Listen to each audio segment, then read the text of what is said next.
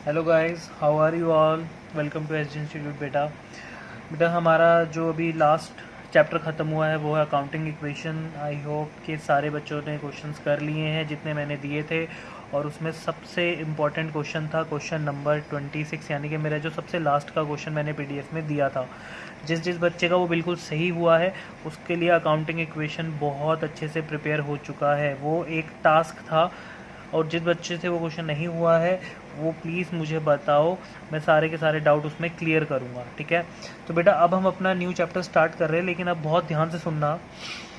अब जो हम चैप्टर पढ़ेंगे आप लगा लीजिए कि वो चैप्टर इतना ज़्यादा इम्पॉर्टेंट है कि उस चैप्टर से ही आपका बेस बनेगा 11th क्लास की अकाउंटेंसी, 12th क्लास की अकाउंटेंसी, और आगे आने वाले आप चाहे बीकॉम करो, बीकॉम ऑनर्स करो, उसके अंदर जितनी भी फाइनेंशियल अकाउंटिंग, ये जो आप अकाउंटिंग पढ़ रहे हो ना, इसको बोलते हैं फाइनेंशियल अकाउंटिंग। तो जितनी भी आप फाइनेंशियल अकाउंटिंग पढ़ोगे उसमें ये जो आज आप चैप्टर पढ़ने जा रहे हो वो इस्तेमाल होगा। यानी कि आपने आज जो चैप्टर, ये जो मेरी क्लास है आज वाली, इसमें जो चैप्टर होगा वो लगा लो आज आपका अकाउंट्स शुरू हो गया। असली अकाउंट्स आज हम पढ़ना शुरू करेंगे। नाम तो सुना ही होगा आपने, डेबिट और क्रेडिट। अब ये इसके बारे में ही है। और अब एक बात मेरी बहुत ध्यान से सुनना, जिस जिस बच्चे ने अकाउंटिंग इक्वेशन पढ़ लिया है उसको बस अकाउंटिंग इक्वेशन वहीं भूल जाना है। मतलब सर क्या कह रहे हो आप? मतलब अकाउंटिंग इक्वेशन आपने पढ़ लिया, अब अकाउंटिंग इक्वेशन को आगे आप किसी भी चैप्टर से मैच नहीं करोगे। अकाउंटिंग इक्वेशन के जो कॉन्सेप्ट्स हैं, आगे जो भी आप चैप्टर पढ़ोगे उस अकाउंटिंग इक्वेशन का एक भी कॉन्सेप्ट वहाँ पे मैच आप नहीं करोगे। मतलब आपने अकाउंटिंग इक्वेशन के अंदर जो भी पढ़ा वो सिर्फ आपने अकाउंटिंग इक्वेशन के लिए ही पढ़ा, उसको अब क्या कर देंगे हम, साइड, भूल जाओ बिल्कुल अकाउंटिंग इक्वेशन। अब आपको जो अकाउंट्स पढ़ना है, ठीक है, वो ही याद रखना है एंड तक। 11th में भी जो आज मैं चैप्टर पर आज जो शुरू करा रहा हूँ मैं, 11th पूरी उसी के ऊपर बेस्ड है, और 12th भी पूरी उसी के ऊपर बेस्ड है। तो आप समझ सकते हो कि आज का जो टॉपिक है वो बहुत ज़्यादा इम्पॉर्टेंट है। ठीक है बेटा, तो इसका मतलब ये नहीं कि आप अकाउंटिंग इक्वेशन की प्रैक्टिस ही करना छोड़ दो। अकाउंटिंग इक्वेशन जो है वो अभी जो आपके एग्ज़ाम्स होंगे उनमें काफ़ी ज़्यादा मार्क्स का आता है, 6 मार्क्स का आता है। ठीक है, फाइनल्स में उसकी वेटेज थोड़ी कम हो जाती है, लेकिन अभी जो एग्ज़ाम होंगे आपके स्टार्टिंग के उसमें इसका जो वेटेज है वो ज़्यादा होता है, इसलिए आपको वो पढ़ना पड़ता है। ठीक है, तो चलिए आज नया चैप्टर शुरू करते हैं। ठीक है बेटा, तो बेटा आज का जो हमारा टॉपिक है, यानी जो नया चैप्टर है, उसका नाम क्या है, accounting procedures, rules of debit and credit. तो आज जो आपका चैप्टर शुरू होता है वो बेसिकली किसकी नॉलेज देगा आपको, डेबिट और क्रेडिट। पहली बात होता क्या है, उनके रूल्स क्या होते हैं, ठीक है, हमारे अकाउंट्स का प्रोसीजर क्या है, अकाउंट्स को लिखने का। हम इतनी देर से अकाउंट्स चैप्टर पढ़ रहे हैं, लेकिन अकाउंट्स बेसिकली होता क्या है आज वो सीखेंगे। तो सबसे पहले हम ज़रा यहाँ पे एक बार अकाउंट का मीनिंग समझ लेते हैं। कह रहे account is a record of transaction under a particular head. ये इंग्लिश है, अपनी देसी भाषा में समझते हैं ज़्यादा मज़ा आता है। अकाउंट क्या है बेसिकली बेटा, आपने सुना होगा, जो बहुत ही बेसिक सा आपने सुना होगा, बैंक अकाउंट। ये हर किसी बच्चे ने सुना है। बैंक अकाउंट ही क्यों बोलते हैं उसको? अगर आपके पापा बैंक में जाके मनी डिपॉजिट करवाते हैं तो वो जो मनी है बताओ वो कहाँ जाता है? सर वो मनी तो पापा के अकाउंट में जाता है। ये जो अकाउंट वर्ड है इसका मतलब ये होता है कि अब उस बैंक के साथ आपके जो फादर हैं या आपका ब्रदर सिस्टर, जो भी बैंक के साथ जो भी ट्रांजैक्शन कर रहा है, बैंक उसको पर्टिकुलरली एक जगह पे लिखता है। ठीक है, बैंक एक जगह पे आपसे रिलेटेड सारी ट्रांजैक्शंस को लिखता है, तो वो आपका एक अपना अकाउंट होता है। ऐसा नहीं कि आपके, मान लीजिए मोहन ने बैंक में पैसा डिपॉजिट करवाया और वो पैसा उन्होंने डाल दिया सोहन के अकाउंट में, क्या कभी ऐसा हो सकता है? नहीं ना। अगर मोहन पैसा बैंक में डिपॉजिट करवाता है या मोहन बैंक से पैसा विड्रॉ करता है तो वो पैसा मोहन के अकाउंट से ही डिडक्ट होगा या फिर उसी के अकाउंट में ऐड ऑन होगा। तो बैंक इन सब चीज़ों को रिकॉर्ड करता है। तो बैंक क्या करता है, मोहन के नाम का एक अकाउंट खोल देता है जिसके अंदर मोहन से रिलेटेड सारी की सारी ट्रांजैक्शंस को रिकॉर्ड किया जाता है। समझ गए बात को? इसे बोलते हैं अकाउंट। तो अब इसका मतलब यहाँ पे क्लियर हो रहा है, account is a record of transactions. Account क्या होता है? एक उसके अंदर हम सभी ट्रांजेक्शन्स का रिकॉर्ड रखते हैं अंडर अ पर्टिकुलर हेड। किसी एक ही पर्सन का एक अकाउंट बनाया जाता है, ठीक है ना। राम का अकाउंट बनाएंगे तो राम के अकाउंट के अंदर सिर्फ राम की ही सारी ट्रांजैक्शन होगी, ठीक है। श्याम का अकाउंट अलग बनाएंगे, मोहन, रोहन, सोहन सबका अकाउंट अलग अलग हम बनाते हैं। और ये मैंने आपको जब अकाउंट्स पढ़ाना स्टार्ट किया था, मैंने तभी आपको समझाया था कि अकाउंटिंग क्या है। अकाउंटिंग एक आर्ट है। रिकॉर्डिंग किस में करते हैं हम? जर्नल में रिकॉर्डिंग करते थे। रिकॉर्डिंग करने के बाद हम क्या करते थे? उनको हम क्लासिफाइड करते थे। क्लासिफिकेशन मतलब बांटना, मतलब सबका हम अलग अलग अकाउंट बनाते थे। तो वो अकाउंट वहाँ से यहाँ पर आज हम पढ़ रहे हैं, ठीक है ना बेटा। तो हम सबका अलग अलग अकाउंट बनाते हैं। अब अकाउंट का मतलब क्या है? अकाउंट ऐसा नहीं कि आपने कहीं भी किसी भी रजिस्टर में लिख दिया, ऐसा नहीं होता है। आप पढ़ रहे हो कि रूल्स एंड रेगुलेशन के बेसिस पे प्रॉपर अकाउंट्स पढ़ रहे हो, तो अकाउंट जो होता है उसका एक क्या होता है? फॉर्मेट, ठीक है। जब हम किसी भी XYZ का अकाउंट बनाते हैं तो देखो सबसे ऊपर इसका फॉर्मेट कैसे बनेगा? सबसे ऊपर उस अकाउंट होल्डर का नाम आता है, नेम ऑफ अकाउंट। अब अकाउंट बिजनेस के अंदर, अब बैंक की बात छोड़ते हैं, अब आते हैं ज़रा बिजनेस में। बिजनेस के अंदर जिस चीज़ की भी ट्रांजेक्शन की जाती है उन सबका अकाउंट बनता है। Ram, Mohan, Rohan, Sohan, salary, rent, drawings, discount, ये जितने आपने अभी पीछे आइटम्स पढ़े हैं सबका अकाउंट बनता है, सबका। तो जब आप अकाउंट बनाते हो तो उसका फॉर्मेट ये होता है। सबसे ऊपर जिसका भी आप अकाउंट बना रहे हो उसका नाम आएगा, ठीक है। जैसे यहाँ पे अगर मैं एक एग्जांपल लिख देता हूँ, एग्जांपल अगर हम लिखे तो जैसे सैलरी अकाउंट और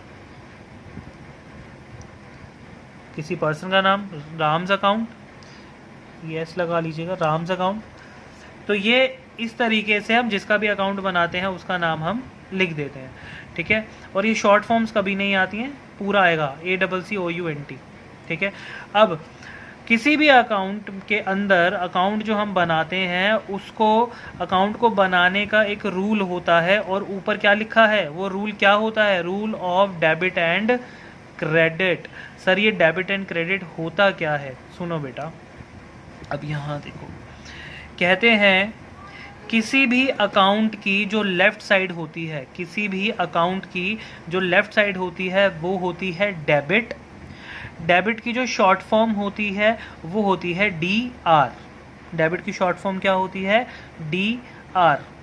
और किसी भी अकाउंट की जो राइट साइड होती है वो होती है क्रेडिट, जिसकी शॉर्ट फॉर्म होती है CR। क्लियर है? फिर उसके बाद फॉर्मेट के अंदर और क्या बनता है? पहले डेट का कॉलम, फिर पर्टिकुलर्स, फिर ये है JF।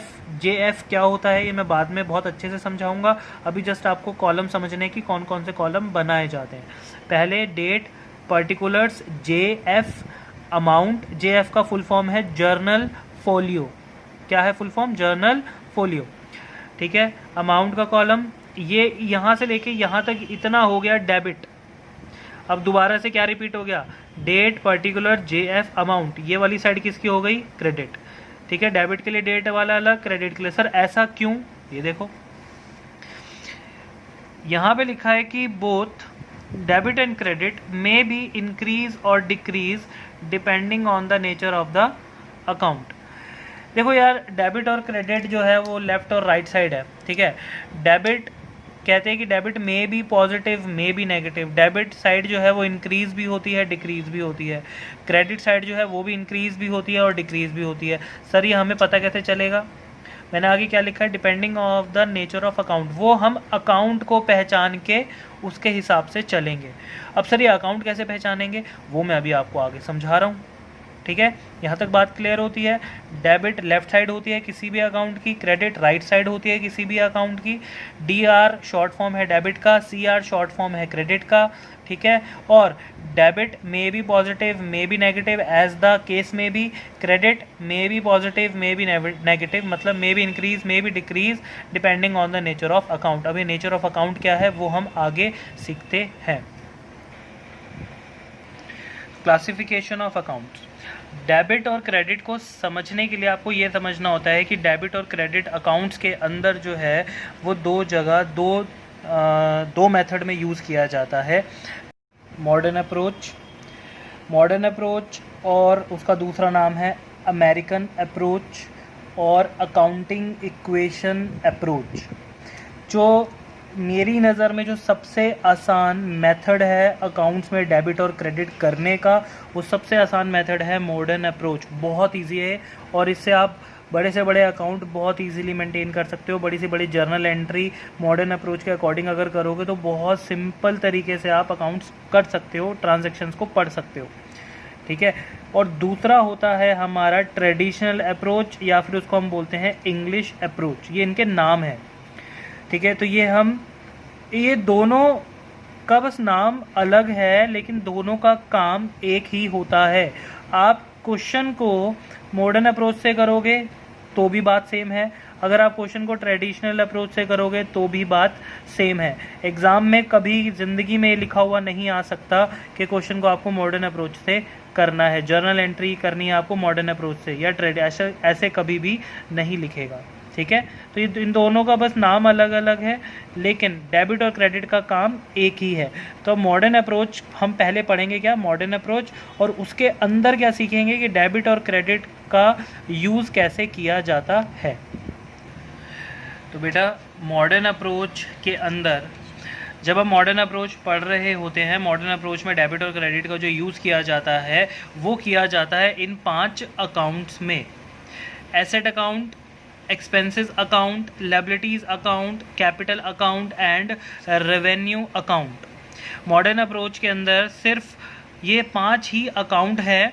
अब ये 5 अकाउंट आप मान लीजिए इतने ज़्यादा बड़े हैं कि पूरे का पूरा जो फाइनेंशियल अकाउंटिंग है, पूरा का पूरा जो हमारा अकाउंट्स है वो किस पे आके टिक जाता है, सिर्फ इन्हीं 5 अकाउंट में। यानी कि इस पूरे 5 अकाउंट में 11th की भी ख़त्म हो जाती है अकाउंट्स, 12th की भी अकाउंट्स ख़त्म हो जाती है, बीकॉम वगैरह की भी ख़त्म हो जाती है। तो ये इतने ज़्यादा इंपॉर्टेंट है ये 5 अकाउंट्स। अब इन 5 अकाउंट के अंदर ही हम क्या यूज़ करते हैं, डेबिट और क्रेडिट। लेकिन कैसे, आपको इन पाँचों के बारे में पता है ना, एसेट्स किसको बोलते हैं, एक्सपेंसेस क्या होता है, लायबिलिटीज़ क्या होता है, कैपिटल क्या होता है, रेवेन्यू क्या होता है, ठीक है। एक बार मैं याद दिला देता हूँ आपको। एक्सपेंसेस, एसेट क्या होता है, प्रॉपर्टी, कैश, बैंक, डेटर, ये सब एसेट जिससे हमें पैसा मिलना होता है। एक्सपेंसेस क्या होता है, एक्सपेंसेस हमारे लिए लॉस होता है, हमारे खर्चे, है ना। तो हम एक्सपेंसेस को एक तरीके से अपना लॉस भी मान सकते हैं, ठीक है। और लायबिलिटीज़ क्या होता है, उधार लेना। कैपिटल क्या होता है, जो बिजनेस में पैसा लगाया ऑनर ने। और रेवेन्यू क्या होता है, रेवेन्यू का मतलब होता है इनकम, प्रॉफिट, ठीक है बेटा, इनकम और प्रॉफिट। तो ये क्लियर है। अब इसके अंदर डेबिट और क्रेडिट यूज़ कैसे करेंगे वो देखो।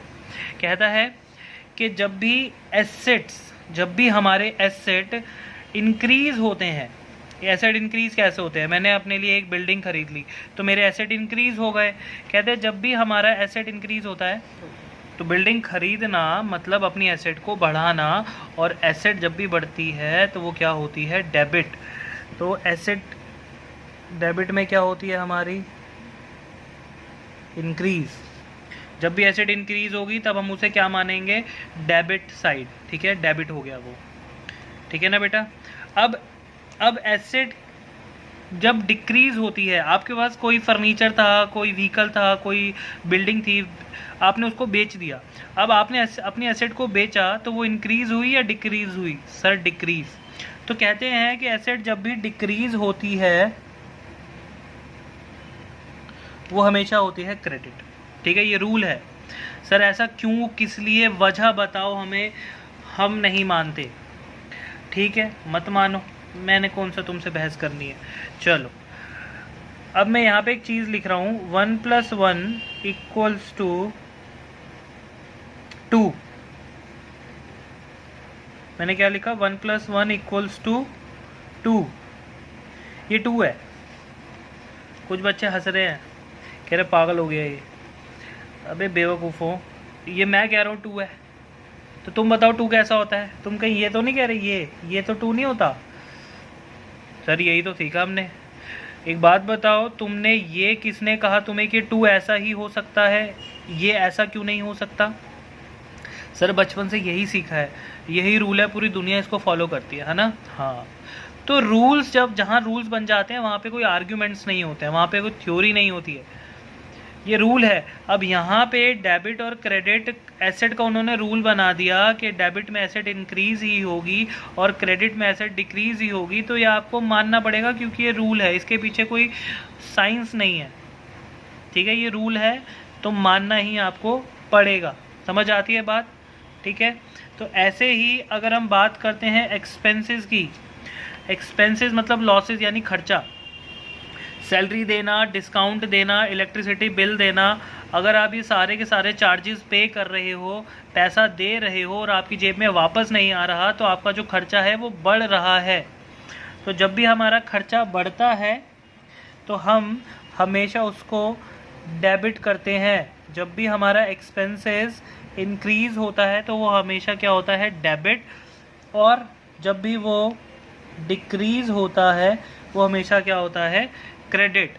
आज मैं आपको एक चीज़ बताता हूँ, कुछ बच्चे हिल सकते हैं।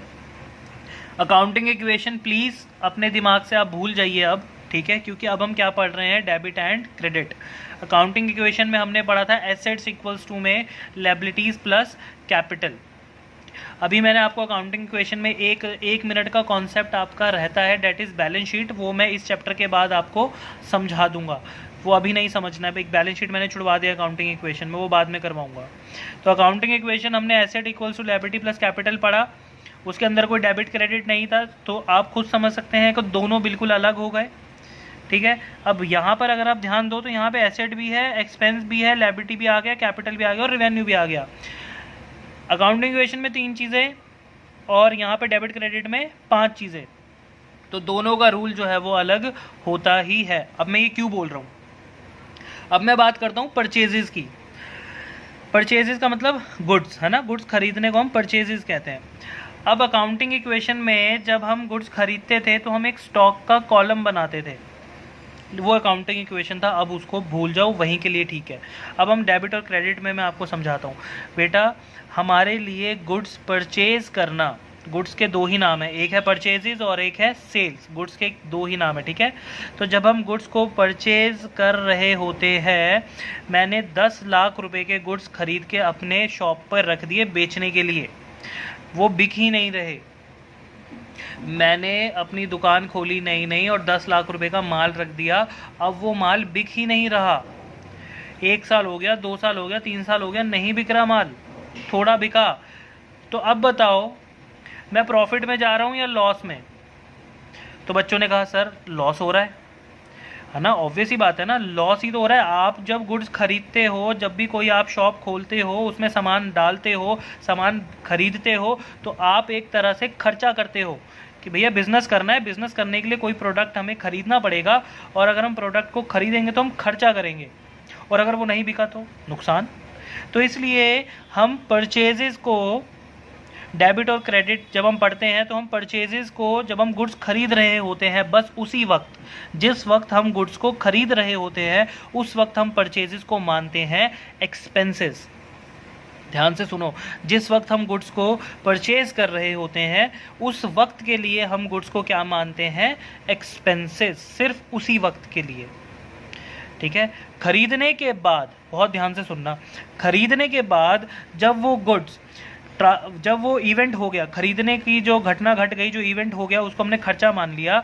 खरीदने के बाद जब वो गुड्स हमारे शॉप पर आ गया, दुकानों में आ गया, हमने उसे बेचने के लिए रखा हुआ है अपने पास, उस वक्त वो हमारी एसेट होता है। खरीदते वक्त जो एक इवेंट हो रहा है बस उसको क्या मानना है, एक्सपेंस। उसके बाद जो हमारा परचेजेज होता है वो हमेशा किसकी तरह ट्रीट किया जाता है, एक एसेट की तरह। समझ आती है बात, ठीक है। तो यहाँ पे एक्सपेंसेस का मतलब क्या है, खर्चा। अब मैंने गुड्स खरीदा, मैंने 10 लाख का माल खरीदा, तो मेरे लिए खर्चा हुआ ना, मेरा खर्चा बढ़ा, क्योंकि मैंने अभी क्या कहा कि हम परचेजेस को क्या मानते हैं, एक्सपेंसेस। तो मेरा जो खर्चा है वो बढ़ गया, और जब भी मेरा एक्सपेंस बढ़ेगा तो वो हमेशा क्या होगा, डेबिट, यानी कि परचेजेस हमेशा क्या होती हैं, डेबिट, अगर हम गुड्स खरीदते हैं तो। ठीक है। और वही डिक्रीज भी हो जाता है, खर्चा जब कम होता है तब हम उसको क्या करते हैं, क्रेडिट। सर खर्चा कम कैसे होगा, आपने 10 लाख का गुड्स खरीद लिया तो वो तो आपका खर्चा बढ़ गया, 10 लाख में से 1 लाख का जो गुड्स था वो ख़राब निकला, आपने वो वापस कर दिया उसको, तो अब आपका खर्चा 10 का थोड़े ना हुआ, आपका 9 लाख का हुआ, क्योंकि 1 लाख का माल तो ख़राब था वो आपने वापस कर दिया।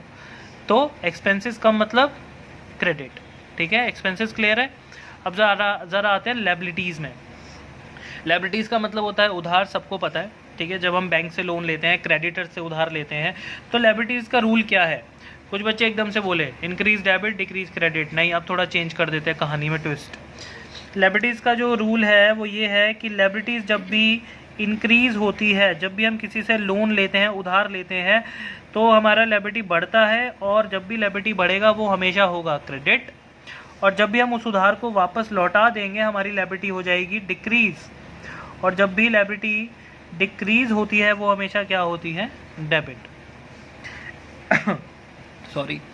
कैपिटल सबको पता है क्या होता है। कैपिटल, जब भी हम बिज़नेस में पैसा लगाते हैं तो बिज़नेस की इंटरनल लायबिलिटी बढ़ जाती है, और सबको पता है बच्चों को कि इंटरनल लायबिलिटी को क्या बोलते हैं, कैपिटल। तो इंटरनल लायबिलिटी इंक्रीज़ होती है तो हमेशा क्या होती है, क्रेडिट, और कैपिटल अगर डिक्रीज़ होती है तो वो होती है डेबिट। दोनों का सेम ही है, ये एक्सटर्नल लायबिलिटी है, ये इंटरनल लायबिलिटी है, रूल में कोई चेंज थोड़ा ना आएगा, है तो दोनों उधार। तो उधार बढ़ेगा बिजनेस का, क्रेडिट, उधार कम होगा, डेबिट। रिवेन्यू यानी इनकम, प्रॉफिट, तो जब भी हमारी इनकम बढ़ती है तो रूल कहता है वो क्रेडिट होगी, जब भी हमारी इनकम कम होती है तो रूल कहता है वो डेबिट होगी। इनकम बढ़ना मतलब, अभी मैं ऊपर यहाँ पे बात कर रहा था परचेजेस की, जब आप गुड्स खरीदते हो तो खरीदने के बाद बेचते भी तो हो। अब आप एक बात बताओ कि आप गुड्स को बेचते क्यों हो, दान पुण्य करने के लिए बेचते हो? नहीं सर, हम तो प्रॉफिट अर्न करने के लिए बेचते हैं। तो सेल, तो इसलिए सेल क्या है, प्रॉफिट कमाना, इनकम कमाना, प्रॉफिट, तभी हम सेल करते, तभी हम गुड्स को बेचते हैं, खरीद के बेचते हैं प्रॉफिट कमाने के लिए, ठीक है। तो जब भी आप प्रॉफिट कमाओगे, इनकम कमाओगे, वो इंक्रीज़ हो जाएगी। और प्रॉफिट किसका पार्ट है, रेवेन्यू, यानी इनकम किसका पार्ट है, रेवेन्यू का। सेल करते हैं, हमारी इनकम बढ़ती है, और इनकम जब भी बढ़ती है वो क्या होती है, क्रेडिट। अब आपने 10 लाख के गुड्स को सेल कर दिया, ठीक है, अब इनकम बढ़ गई आपकी, 10 लाख रुपए बढ़ गई, क्योंकि भैया इनकम हो गई। अब वहाँ से आपके पास 50,000 का जो आपने गुड्स सेल, 10 लाख का जो सेल किया था उसमें से 50,000 का ख़राब निकल गया, तो उस बंदे ने आपको वापस कर दिया। अब आप बताओ आपकी सेल 10 लाख की है या 9.5 लाख की मानी जाएगी? सर 9.5 लाख की मानी जाएगी, क्योंकि 50,000 की जो सेल है वो कम हो चुकी है, date is sales return. Sale आपको क्या कर दी उसने, रिटर्न, तो इनकम क्या होगी, 50,000 से डिक्रीज़ हो गई। तो जब भी इनकम डिक्रीज़ होगी वो क्या होगी, डेबिट। तो ये थे आपके 5 अकाउंट, और ये मैंने उसके अंदर डेबिट और क्रेडिट को एग्जाम्पल के साथ आपको बताया कि कैसे पढ़ना है, ठीक है। अब ये आपको बिल्कुल क्या हो जाना चाहिए, क्लियर हो जाना चाहिए। बच्चा लोग क्या हो जाना चाहिए, क्लियर। फिर बोलो एक बार, सर क्लियर। सर आपने बोल दिया बहुत है, लिख क्यों रहे हो आप? मेरी मर्जी, मैं लिखूंगा, मत सुनो तुम बेवकूफ़। Clear, capital, liability, expense, asset, revenue. समझ आती है बात? स्टार्टिंग में थोड़ा सा आपको ये चीज़ रटवाने के लिए हमें शॉर्ट फॉर्म्स ढूंढना पड़ता है, अदरवाइज़ ये इतना बेसिक है कि आने वाले टाइम में आप अपना नाम भूल जाओगे, लेकिन आपको ये 5 अकाउंट याद रहेंगे, देख लेना, पक्का कह रहा हूँ। कुछ बच्चे तो नींद में भी बड़बड़ा रहे होंगे। ये टैटू करवा लो बेटा, जब तक अकाउंट्स पढ़ना चाहते हो इसको गजनी की तरह कहीं भी अपने हाथ वाथ पे लिखवा लो, जब भी बहुत ज़रूरत पड़ने वाली है इसकी, ठीक है। ये तो मैंने अब आपको क्या सिखा दिया बच्चे, मॉडर्न अप्रोच में डेबिट और क्रेडिट। अब मैं आगे क्या सिखाऊंगा आपको कि भैया आपने चलो ये तो बता दिया इंक्रीज डिक्रीज होता है, लेकिन हम इस्तेमाल कैसे करें डेबिट और क्रेडिट को, तो अब वो सीखेंगे बेटा। तो ये जो अभी हमने अब मॉडर्न अप्रोच पढ़ी डेबिट क्रेडिट के लिए, अब उसको क्वेश्चन में कैसे यूज़ करना है वो सीखेंगे, ठीक है। आपके माइंड में जब भी आप क्वेश्चन पढ़ोगे तो अब आप डेबिट और क्रेडिट के लिए ही सोचना है, और वो जो 5 अकाउंट मैंने अभी मॉडर्न अप्रोच में पढ़ाई ऊपर, इन 5 अकाउंट्स से रिलेटेड ही सोचना है। कोई भी बच्चा अगर अकाउंटिंग मुझे पता है अकाउंटिंग इक्वेशन माइंड में चलेगा बार बार, लेकिन अकाउंटिंग इक्वेशन अब भूल जाओ। सारा का सारा जो फॉर्मेट है पूरा अकाउंटिंग इक्वेशन वाला है। फॉर्मेट मतलब कि मतलब वो सॉल्व इसको अकाउंटिंग इक्वेशन की तरह नहीं करना है। मैं कह रहा हूँ कि ये ट्रांजैक्शंस हैं, ये सारी की सारी जैसे आपने बिल्कुल सेम है, जैसे मैंने आपको अकाउंटिंग इक्वेशन में जैसे ट्रांजैक्शंस पढ़ाई थी वैसे ही मैं आपको ट्रांजैक्शन अब किस में पढ़ा रहा हूँ, डेबिट और क्रेडिट में, बिल्कुल सेम, नोटिंग भी सेम है।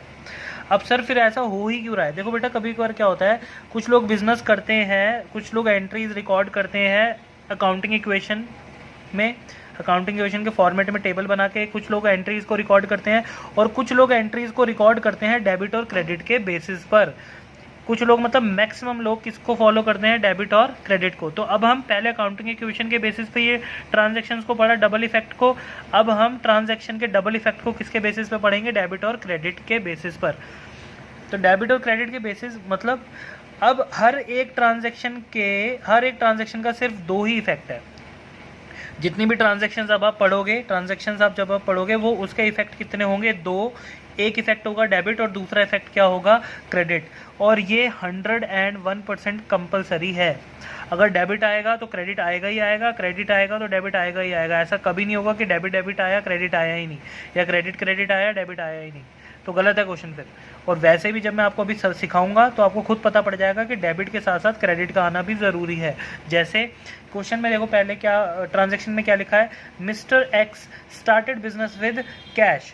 ठीक है, मिस्टर एक्स ने अपना बिजनेस स्टार्ट किया कैश के साथ। हम बिजनेस हैं तो बिजनेस के पास सबसे पहले क्या आया, ये तो आपको पता ही है, पैसा आया, ये आप पढ़ चुके हो, और कैपिटल आई बिजनेस के पास। अब आपको कैश और कैपिटल दिया, आपने अकाउंटिंग इक्वेशन में पता लगाना तो वहीं से सीख लिया। अब आपको कैश और कैपिटल को इन पांचों अकाउंट में से ऊपर देखना है कि किस में आता है। कैश इन पांचों में से किस में आता है, एसेट में। अब यहाँ पे आपको ये देखना है कि कैश जो है वो इंक्रीज हो रहा है या डिक्रीज हो रहा है। तो बिजनेस के लिए कैश इंक्रीज हो रहा है, तो इसलिए कैश हमारे लिए क्या है, एक एसेट। हमारी एसेट्स क्या हो गई, इंक्रीज। एसेट अगर इंक्रीज होती है तो वो क्या होती है, हमेशा डेबिट। और कैपिटल का तो खुद अपना एक अकाउंट होता है। कैपिटल भी यहाँ पे इंक्रीज हो रही है, इंटरनल एबिलिटी बढ़ गई बिजनेस की। ठीक है, तो कैपिटल इंक्रीज होती है तो वो क्या होती है, हमेशा क्रेडिट। तो यहाँ पर कैपिटल जो है वो हमारी इंक्रीज हो गई तो वो क्या हो गई, हमेशा क्रेडिट।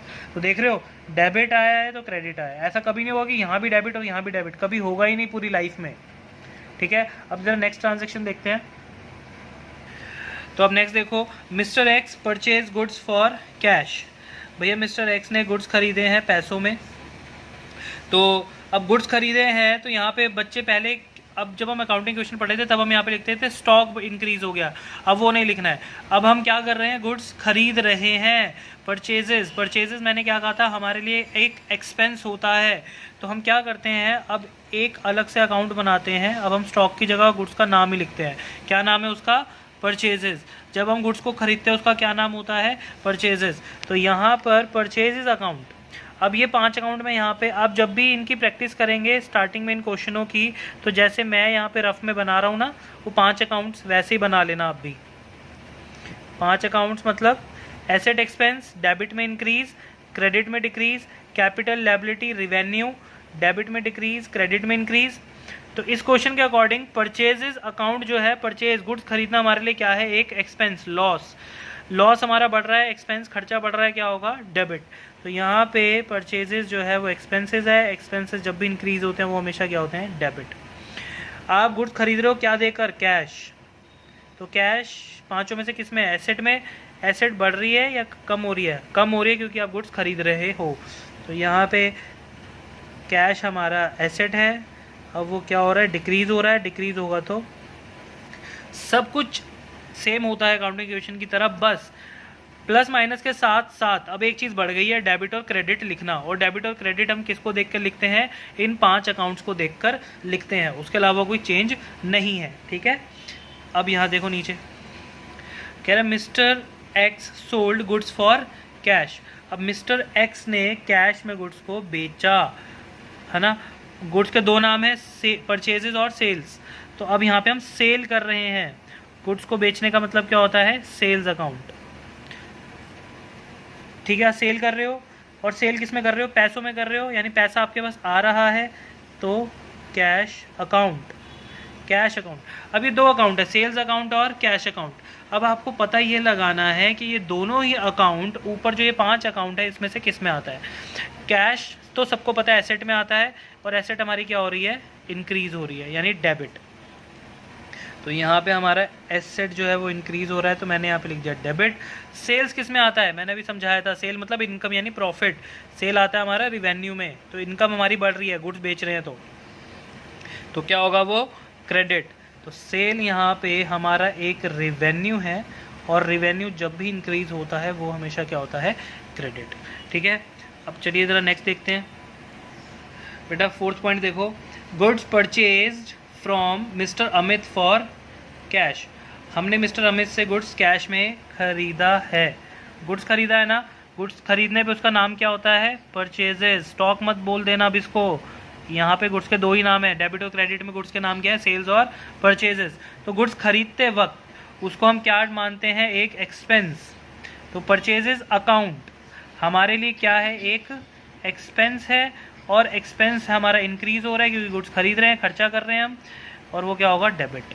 और किस में खरीद रहे हो, कैश में। तो दूसरा इफेक्ट किस पे पड़ेगा, कैश पे। कैश क्या हो रहा है हमारा, डिक्रीज। तो कैश क्या होता है हमारे एसेट, एसेट जब भी कम होगा वो क्या होगा, क्रेडिट। तो यहाँ पे हमारी एसेट कम हो गई है, यानी वो क्या हो जाएगी, क्रेडिट। सिंपल। अब देखो, purchase from Mr John. 5th point में goods purchase from Mr John. अब आपको ये पता है कि ये जो हम मिस्टर जॉन से गुड्स खरीद रहे हैं, उधार खरीद रहे हैं क्योंकि नाम आ गया। तो गुड्स तो खरीद रहे हो भाई, खर्चा तो हो रहा है। तो यहाँ पे परचेजेज अकाउंट हमारे लिए एक एक्सपेंस बन चुका है क्योंकि अभी हम खरीद रहे हैं। ठीक है, खरीद रहे हैं तो खर्चा हमारा बढ़ रहा है, यानी डेबिट। किससे खरीद रहे हो, मिस्टर जॉन। अब ये जो मिस्टर जॉन है ये हमारे लिए क्या बन चुके हैं बच्चा लोग, ये बन चुके हैं हमारे लिए क्रेडिटर। अब क्रेडिटर कौन होते हैं, जिनसे हम उधार लेते हैं, और उधार की कैटेगरी देखो ये रही, लायबिलिटी। लायबिलिटी क्या कहते हैं, जब भी उधार इंक्रीज होगा लायबिलिटी इंक्रीज होगी, क्रेडिट, है ना। तो मिस्टर जॉन जो है वो हमारे लिए एक लायबिलिटी है, और लायबिलिटी इंक्रीज यानी कि क्रेडिट। बिल्कुल वही चल रहा है, सारे कॉन्सेप्ट्स वही हैं, बस प्लस माइनस जहाँ पे हम करते थे, इंक्रीज डिक्रीज जहाँ पे हम करते थे, वहाँ पे हमने डेबिट और क्रेडिट लगाना शुरू कर दिया है। डेबिट और क्रेडिट किसकी बेसिस पे लगाते हैं, इन 5 अकाउंट को देखकर। इजंट, बहुत ईजी है ना। अब देखना ज़रा 6 point, purchase goods from ABC limited. हमने ABC लिमिटेड से गुड्स परचेज किया, कंपनी का नाम आ गया, आगे बताया नहीं कैश है क्रेडिट, तो क्रेडिट मानेंगे। अभी भी क्या खरीद रहे हो, गुड्स खरीद रहे हो, तो गुड्स खरीदना, परचेजेस अकाउंट हमारे लिए क्या है। अब बच्चे बोल पड़े सर खर्चा है, खर्चा बढ़ता है तो क्या होता है, डेबिट। ये रूल में ऊपर लिखा हुआ है, ये रहा एक्सपेंस। ठीक है, उसके बाद दूसरा इफेक्ट क्या होगा, किससे खरीद रहे हो, ABC लिमिटेड से।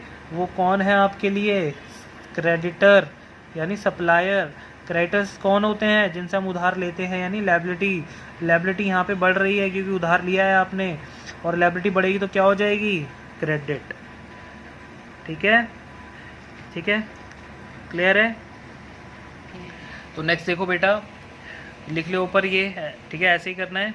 अब नीचे कह रहा है sold goods to Harry for cash. अब गुड्स के दो ही नाम है, purchases and cell.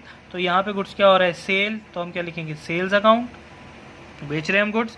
Sales account किस में आता है, रिवेन्यू इनकम में। इनकम हमारी बढ़ रही है तो क्या हो जाएगा, क्रेडिट। यानी रिवेन्यू इंक्रीज हुआ तो सेल्स अकाउंट हो जाएगा क्रेडिट। और सेल आप किस में कर रहे हो, हैरी को कर रहे हो, लेकिन आगे क्या लिख दिया, कैश में कर रहे हो। तो आपके पास क्या आ रहा है, कैश आ रहा है। कैश क्या किसके अंदर आता है, एसेट। तो एसेट हमारी क्या हो रही है, इंक्रीज हो रही है, यानी डेबिट। नेक्स्ट देखो, sold goods to mister Kumar. अब सिर्फ नाम आया है, बताया नहीं है कैश है ये क्रेडिट है, तो क्या होगा, क्रेडिट। तो यहाँ पे भी हम सेल कर रहे हैं, तो सेल्स अकाउंट हमारे लिए एक रिवेन्यू है। रिवेन्यू इंक्रीज होता है तो रूल कहता है वो क्रेडिट होता है। और मिस्टर कुमार हमारे लिए क्या बन चुके हैं बेटा, एक अडेप्टर, अरे भैया सॉरी, डेटर, डेटर बन चुके हैं। तो डेटर जो है वो हमारे लिए इन 5 अकाउंट में से क्या होते हैं, एसेट। क्यों, क्योंकि जिस चीज़ से भी हमें पैसा लेना होता है वो हमारी क्या होती है, एसेट, जिस चीज़ से भी बिजनेस को पैसा मिले वो एसेट। तो मिस्टर कुमार हमारे लिए एसेट है भैया, पैसा देंगे। तो एसेट जब भी इंक्रीज होगी वो होगी हमेशा डेबिट, ऊपर रूल में लिखा गया है। ठीक है, अब और नीचे देखो 9th पॉइंट में वो कह रहा है sold goods to XYZ company. अब कंपनी आ गई, कंपनी का नाम आ गया भैया, उधारी है, पर्सन का नाम आए चाहे कंपनी, कर क्या रहे हो सेल्स। तो सेल्स अकाउंट क्या है तुम्हारे लिए, रेवेन्यू। रेवेन्यू बढ़ता है हमेशा क्या होता है, क्रेडिट। ठीक है, अब किसको सेल किया आपने, XYZ कंपनी को सेल किया आपने, उधार दिया, तो ये आपके क्या बन चुके हैं, डेटर बन चुके हैं। और डेटर क्या होता है, हमारी एसेट। एसेट जब भी इंक्रीज होती है रूल कहता है कि वो हमेशा क्या होती है, डेबिट। तो देखो बेटा, अरे सर आप तो दोबारा से स्टार्टिंग से ले आए। स्टार्टिंग से मैं इसलिए लाया क्योंकि मैं अभी आपको जो सिखा रहा था वो सिखा रहा था डेबिट और क्रेडिट को पहचानो। प्लस में किसके साथ डेबिट आना है, किसके साथ क्रेडिट। कई बार बच्चे रट लेते हैं, कई बार बच्चे क्या रट लेते हैं, जो वो कहते हैं कि सर डेबिट का मतलब हमेशा होता है प्लस। अब आपने खुद यहाँ देखा कि डेबिट का मतलब हमेशा प्लस नहीं होता, डेबिट का मतलब प्लस भी होता है और माइनस भी होता है। वो हर एक अकाउंट के नेचर पे डिपेंड करता है। नेचर क्या होता है, अकाउंट तो ये रहे, ये 5 अकाउंट, उनका नेचर क्या है, नेचर ये रहा, डेबिट और क्रेडिट, इंक्रीज और डिक्रीज। ठीक है ना। एसेट का डेबिट में नेचर कैसा है, इंक्रीज है, क्रेडिट में नेचर कैसा है, डिक्रीज है। एक्सपेंस का डेबिट में नेचर इंक्रीज, क्रेडिट में नेचर डिक्रीज। लायबिलिटी का नेचर कैसा है, डेबिट में डिक्रीज, क्रेडिट में इंक्रीज। इसको बोलते हैं नेचर, है ना। तो अब हर एक ट्रांजैक्शन के अंदर डेबिट और क्रेडिट आता है, और डेबिट प्लस का मतलब भी होता है, डेबिट जो होता है वो नेगेटिव भी होता है। चाहे आप यहाँ देखो एसेट और एक्सपेंस में डेबिट किसका काम कर रहा है, प्लस का, लेकिन लायबिलिटी, कैपिटल और रेवेन्यू में डेबिट किसका काम कर रहा है, नेगेटिव का, डिक्रीज का। तो वो आपको हमेशा ट्रांजैक्शन देख के ही पहचानना पड़ेगा। बात समझ आती है। अब मैं यहाँ पे इसलिए आपको लेकर आया, आपने डेबिट और क्रेडिट तो आपने सीख लिया होगा, आगे और भी अभी सीखेंगे, लेकिन डेबिट और क्रेडिट को जब हम अकाउंट्स में रिकॉर्ड करते हैं, ठीक है, हम जब जर्नल एंट्री वगैरह करते हैं तो वो डेबिट और क्रेडिट से ही होती है। आप आगे जर्नल भी पढ़ोगे, इवन मैं अभी सिखा रहा हूँ। ठीक है, तो ये जो चैप्टर आप पढ़ रहे हो ना बेटा, इस चैप्टर के अंदर जर्नल चैप्टर भी इंक्लूड हो गया है। ठीक है, तो मैं अब आपको क्या सिखा रहा हूँ कि आपने डेबिट और क्रेडिट तो किसको करना है वो पहचान लिया। अब डेबिट और क्रेडिट को लिखते कैसे हैं, नोट डाउन कैसे करते हैं, उसको अगर हम आगे के क्वेश्चन करेंगे तो डेबिट और क्रेडिट को शो कैसे करेंगे, लिखेंगे कैसे। तो देखो उसको हम बोलते हैं जर्नल एंट्री। तो ठीक है, जर्नल एंट्री। अब उसको लिखते कैसे वो देखो, रूल है लिखने का भी, किस तरीके से शो करना है अकाउंट में, वो रूल होता है। रूल ये कहता है कि जो डेबिट वाला जो ट्रांजैक्शन है हमेशा सबसे पहले लिखो, डेबिट वाला हमेशा सबसे पहले लिखो। तो डेबिट यहाँ पे क्या हो रहा है, एसेट अकाउंट यानी कैश अकाउंट। तो डेबिट के साथ जो अकाउंट हो रहा है पहले उसका नाम लिखो,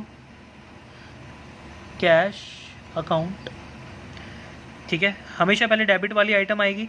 डेबिट वाला आइटम कौन है, कैश। थोड़ा सा यहाँ पे गैप दो, ठीक है, गैप देना होता है यहाँ पे। फिर यहाँ पे क्या लिख दो, उसके सामने गैप दे के लिख दो डेबिट। ठीक है, अब डेबिट वाली ट्रांजैक्शन के बाद हमेशा कौन सी ट्रांजैक्शन लिखी जाती है, क्रेडिट वाली। और यहाँ पे क्रेडिट क्या हो रहा है, कैपिटल। अब रूल ये कहता है कि जब आप किसी भी डेबिट क्रेडिट को रिकॉर्ड करते हो तो डेबिट के सामने तो डेबिट आता है, लेकिन क्रेडिट जो है वो हमेशा टू कैपिटल अकाउंट। डेबिट के आगे मैंने अभी क्या कहा, डेबिट के आगे शो करते हैं डेबिट, कैश अगर डेबिट हो रहा तो डेबिट। लेकिन क्रेडिट जो है, क्रेडिट की एंट्री जब आप लिखते हो तो उसके आगे आपको क्रेडिट लिखने की ज़रूरत नहीं होती। ये जो टू लिखा है ना मैंने, इस टू का मतलब ही ये माना जाता है कि जो टू वाली आइटम है वो हमेशा क्रेडिट की होगी। ये रूल है। और अभी मैंने क्या कहा था कि रूल के पीछे ये नहीं पूछते कि सर ऐसा क्यों होता है, ये सिर्फ डेबिट और क्रेडिट को लिखने का एक तरीका है।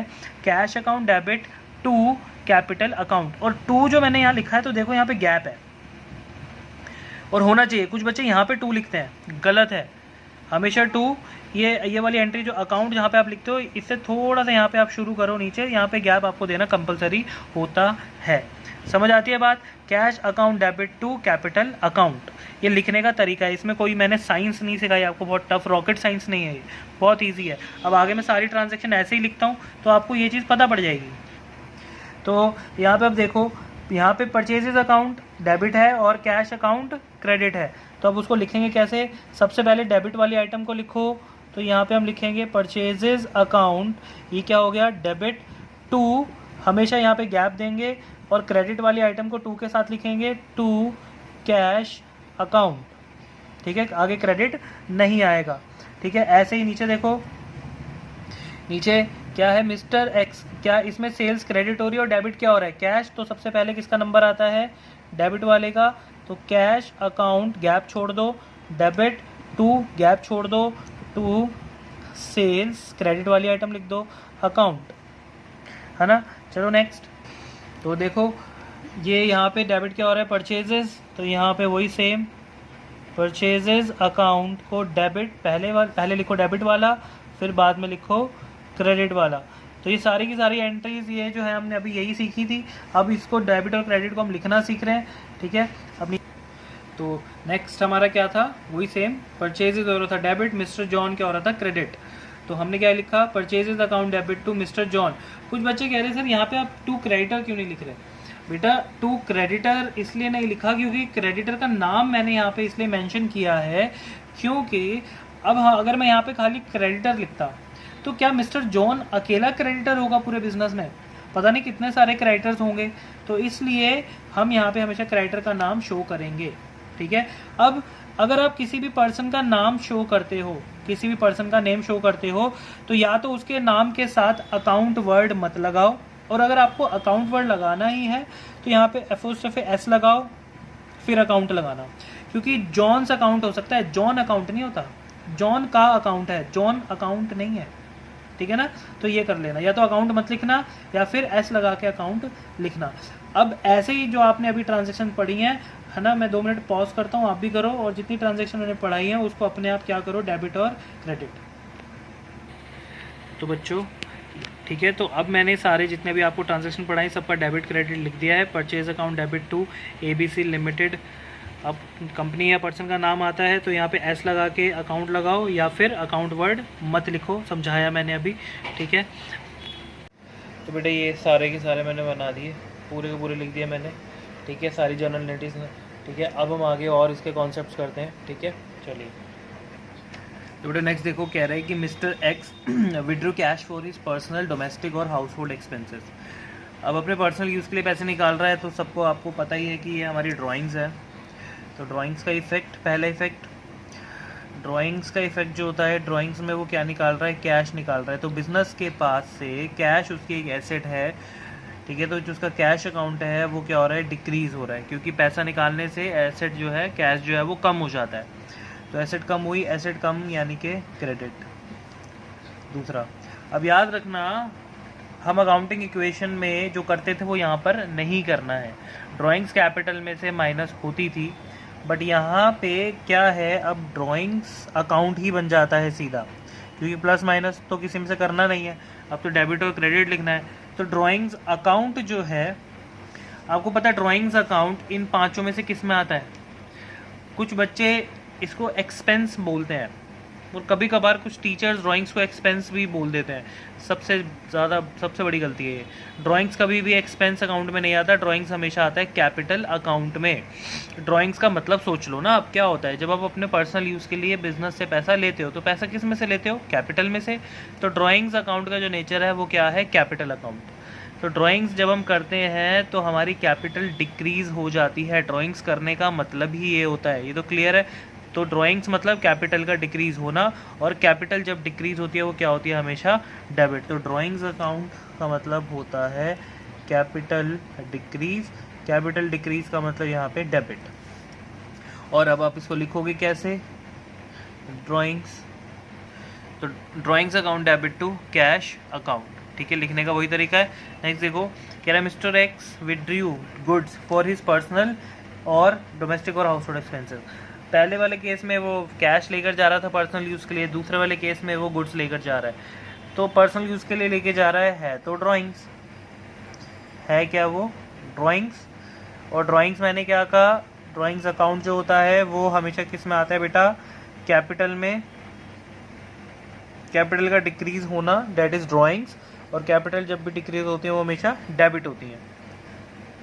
दूसरा इफेक्ट, अब यहाँ पर अकाउंट्स में गुड्स के दो नाम हैं, सेल्स और परचेज।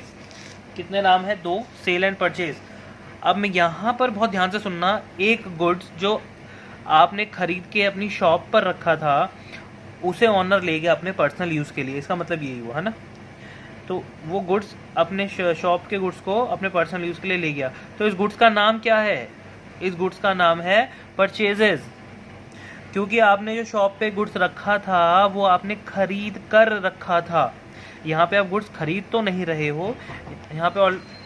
अब यहाँ पर जो हमारे जो गुड्स है इसका नाम परचेजेस तो है, बट अब आपको ये बताना है कि हमारा ये परचेज जो गुड्स है अब एक्सपेंस है या फिर एसेट। मैंने पहले भी आपको बहुत अच्छे से समझाया है कि गुड्स को जिस वक्त हम खरीद रहे होते हैं, है ना, जो हमारा इवेंट हो रहा होता है जब हम खरीद रहे होते हैं, सिर्फ उसी वक्त गुड्स को हम मतलब परचेजेस को हम एक्सपेंस मानते हैं। जब हम खरीद कर उसको अपने गोडाउन में शॉप में रख लेते हैं, उसके बाद जो हमारा जो परचेजेस है, ठीक है, जो गुड्स का नाम है परचेजेस, वो हमारे लिए क्या बन जाता है? एक एसेट। ये हमेशा याद रखना, गुड्स सिर्फ खरीदते वक्त ही क्या होता है? एक्सपेंस, यानी परचेजेस हमारा एक्सपेंस होता है।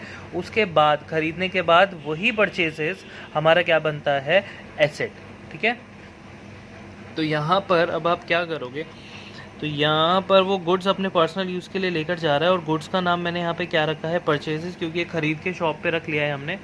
तो परचेजेस अकाउंट, अब यहाँ पे परचेजेस हम किसकी तरह ट्रीट कर रहे हैं बच्चा लोग? एसेट की तरह।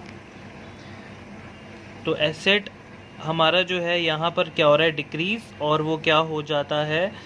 क्रेडिट। समझ आती है बात? ठीक है, तो परचेजेस अकाउंट तभी एक्सपेंस माना जाएगा जिस वक्त आप खरीद रहे होगे गुड्स को। खरीदने के बाद परचेजेस को हम क्या मानते हैं? एसेट। तो हम वो गुड्स ले गए, अपनी एसेट को हमने कम कर लिया पर्सनल यूज़ के लिए, तो इसकी एंट्री अब क्या हो जाएगी? Drawings account to purchases account. Drawings account debit to purchases account. अब नेक्स्ट देखो बेटा, नेक्स्ट क्या है? Goods use for charity. ये आप ऑलरेडी पढ़ चुके हो अकाउंटिंग इक्वेशन में, तो सेम है। गुड्स को अगर आप अब अपने पर्सनल यूज़ या फिर चैरिटी या किसी भी चीज़ के लिए यूज़ कर रहे हो, तो यहाँ पे जो गुड्स है वो उसका नाम क्या है? परचेजेस। ठीक है ना, ये तो पता ही है, दो ही नाम है, परचेजेस एंड सेल्स। तो परचेजेस यहाँ पर हम ट्रीट करेंगे अपने गुड्स को एक एसेट की तरह, परचेजेस को एसेट की तरह ट्रीट करेंगे। चैरिटी के लिए दे रहे हो तो आपकी एसेट जो है वो हो गई है डिक्रीज, और ऊपर देखो जब भी एसेट्स कम होती है वो हमेशा क्या होती है? क्रेडिट।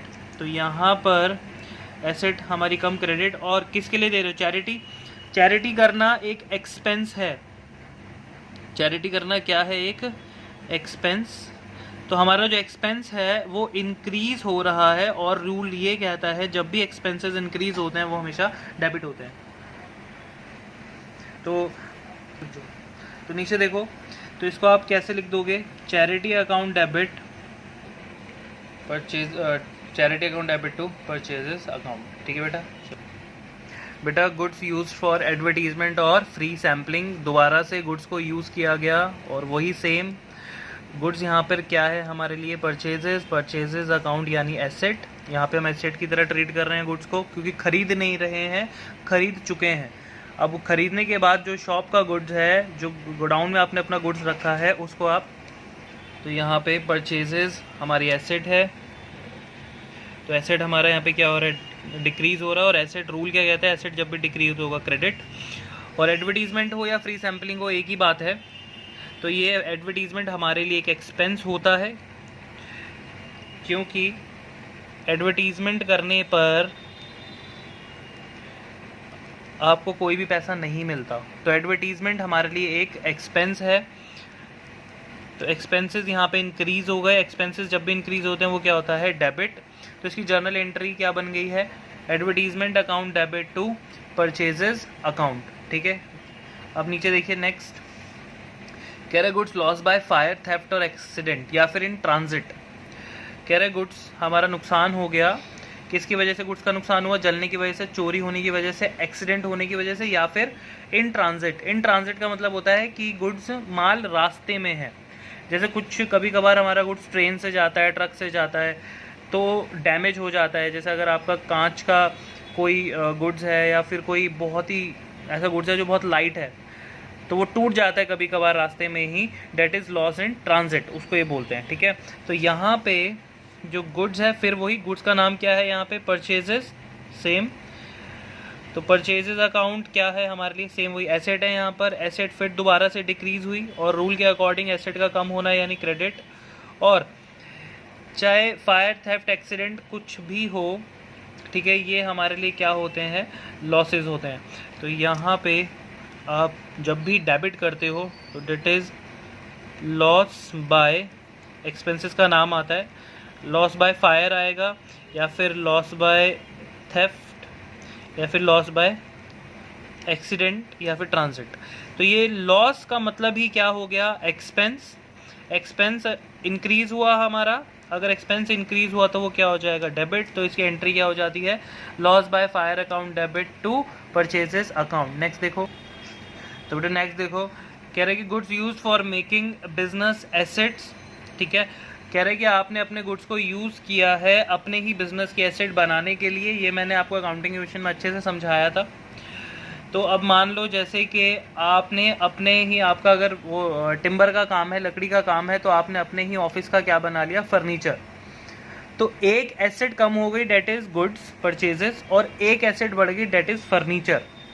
तो यहाँ पे उसकी जब एंट्री करोगे तो एक एसेट कम हुई आपका गुड्स, क्योंकि आपने उससे क्या बना लिया, अपना ही ऑफिस का फर्नीचर। तो परचेजेस अकाउंट हमारी जो एसेट है यहाँ पे कम हो रही है, क्रेडिट। और एक एसेट बढ़ रही है, उसका नाम क्या है, फर्नीचर अकाउंट, और वो एसेट हमारी बढ़ गई। तो अब एंट्री क्या होनी चाहिए, furniture account debit to purchases. अब ये सारी एंट्रीज आपको लिखनी है, वैसे आपको पीडीएफ में ये सारी की सारी नोटिंग मिल जाएगी प्रॉपर। ठीक है बेटा, तो अभी आपको जस्ट यही जो मैंने आज डबल इफेक्ट सिखाए हैं, डेबिट और क्रेडिट, यही आपको बार बार पढ़ने हैं। ठीक है, क्योंकि अब पूरी की पूरी जो 11th की अकाउंट्स है अब इसी के बेस पे चलेगी।